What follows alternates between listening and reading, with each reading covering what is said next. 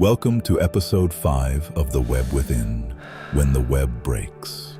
What happens under pressure, stress, trauma, overwhelm, and the limits of the mind's structure. Today we explore what happens when life pulls too hard on the mind.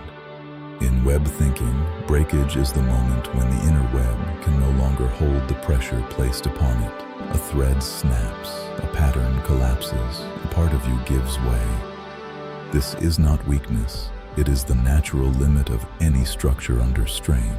Breakage means a thread overwhelmed by emotional or cognitive load, a pattern disrupted by trauma, stress, or sudden change, a collapse that forces the mind to reorganize. Just as storms tear through a spider's web, life brings moments that shake your inner world beyond its capacity.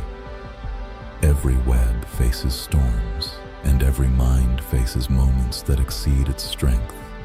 Breakage happens in different ways. Emotional breakage, when feelings become too intense to hold. Grief, fear, heartbreak, shame. The emotional threads snap first. Cognitive breakage, when the mind is overloaded. Too many decisions, too much pressure, too much uncertainty.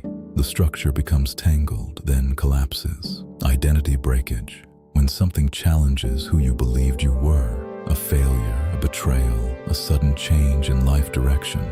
The center of the web trembles. Relational breakage, when trust is broken or connection is lost. Shared threads tear, leaving gaps in the web. Breakage is not a sign that you are fragile. It is a sign that you are alive. A spider's web breaks not because it is weak, but because it is exposed to the world. Your mind breaks for the same reason, because you are engaged with life, affected by it, touched by it. And just like the spider, you are not meant to stay broken.